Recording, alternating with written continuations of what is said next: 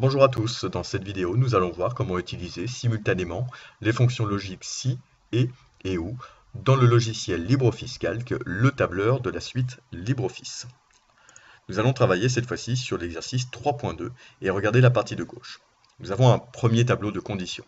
Si le salarié a un BTSA AP et une ancienneté supérieure à 2 ans, j'aimerais voir apparaître dans la cellule G4 le mot versé.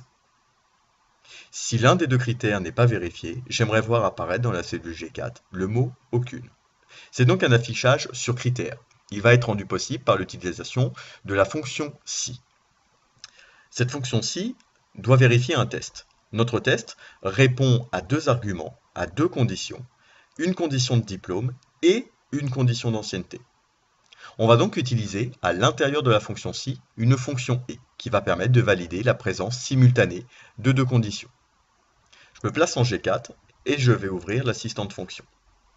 Je vais dérouler pour aller chercher la catégorie logique et sélectionner dans un premier temps la fonction si. Je clique sur suivant. Le test de ma fonction si, c'est donc la réalisation simultanée d'une condition de diplôme et d'une condition d'ancienneté. Je me place dans la ligne du test et je vais double-cliquer dans la fonction et. Je bascule automatiquement dans une fonction et. On le voit, elle est imbriquée ici dans la formule, elle est imbriquée dans la fonction si. Je n'ai plus qu'à remplir les conditions de la fonction et. J'utilise l'outil sélectionné. Je vais d'abord vérifier les conditions de diplôme qui doivent être égales à BTSA AP. C'est du texte, entre guillemets, je respecte la casse. Je réduis. Le deuxième critère de ma fonction et est une condition d'ancienneté qui doit être, d'après le tableau de conditions, supérieur à 2 ans. Je réduis ma fenêtre. J'ai terminé mon test et il va falloir que je revienne dans ma fonction si pour indiquer au logiciel la valeur si vrai et la valeur si faux. Je vais cliquer 2 fois sur précédent. Me voilà revenu dans le paramétrage de ma fonction si. Il ne me reste plus qu'à indiquer au logiciel ce qu'il doit faire si le test est vérifié et ce qu'il doit faire si le test n'est pas vérifié. J'ouvre donc la valeur si vrai. Il doit faire apparaître le mot versé si mon test est vérifié. Ou alors le mot aucune si l'un des deux critères n'est pas vérifié. Je clique sur OK.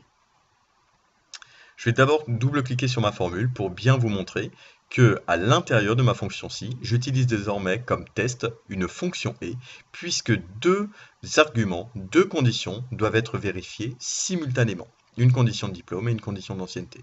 Je retrouve derrière une valeur si vrai, le mot versé, et une valeur si faux, le mot aucune. Je vais pouvoir recopier cette formule vers le bas pour Élise et Dominique. Malgré tout, il y a une petite correction à faire sur notre formule, puisque si je tire vers le bas, les mots versé et aucune vont se décaler progressivement. Il va donc falloir changer ces références, les références des deux cellules, qui sont pourtant pour l'instant en relatif. On va changer ces références en absolu, c'est-à-dire on va demander au logiciel de ne pas les faire bouger. On les obtient en appuyant sur la touche F4 qui fait apparaître des $. J'ai désormais une référence absolue, la cellule ne bougera plus. Je vais faire de même sur la cellule B5. J'appuie sur la touche F4. J'ai désormais une référence absolue. Les deux cellules ne bougeront pas. Je valide avec la touche Entrée et je peux tirer ma formule. La deuxième partie de cet exercice est exactement similaire au premier, sauf qu'au lieu d'imbriquer une fonction et, nous allons imbriquer une fonction ou. À vous de jouer!